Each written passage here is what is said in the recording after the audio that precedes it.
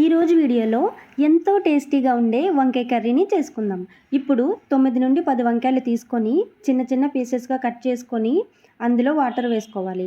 ఈ వాటర్లో 1 స్పూన్ వరకు సాల్ట్ వేసి బాగా కలుపుకొని దీన్నైతే కొంచెం సేపు మనం పక్కన పెట్టుకోవాలి. లేట్ చేయకుండా కర్రీ ప్రాసెస్ అయితే స్టార్ట్ చేసేద్దాం. ముందుగా కడాయి పెట్టుకొని అందులో 2 టేబుల్ స్పూన్ల వరకు ఆయిల్ వేసుకోవాలి.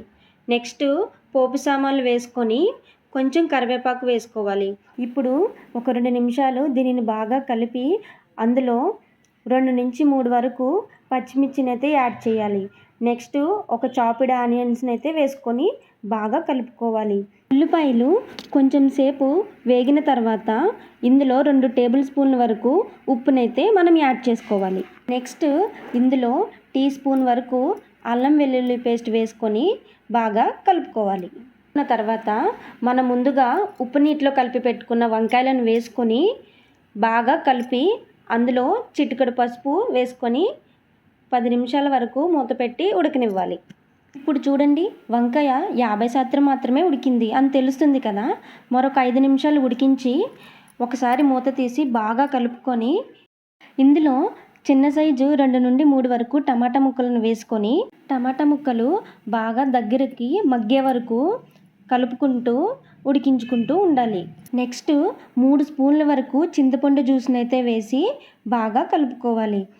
చింతపండు జ్యూస్ కర్రీలోకి బాగా కలిసే వరకు కలుపుకొని మరొక 5 నిమిషాలు ఉడికించుకోవాలి. వంకాయలోని పచ్చివాసన పోయే వరకు ఈ మిశ్రమాన్ని బాగా కలుపుకోవాలండి. 2 నుంచి 3 సార్లు బాగా కలుపుకొని ఒక 5 నిమిషాలు మూత పెట్టి ఉడికించుకోవాలి. మూత తీసి ఈ మిశ్రమాన్ని బాగా కలుపుకొని 2 నుంచి 3 గ్లాసుల వరకు వాటర్ని అయితే యాడ్ చేసుకోండి. మనం వాటర్ని యాడ్ చేసిన తర్వాత ఈ వంకాయ ముక్కలని బాగా కలుపుకొని మూత పెట్టి 5 నిమిషాలు ఉడికించుకోవాలి. మరి ఉడికిందో లేదో మూత తీసి చూద్దామండి.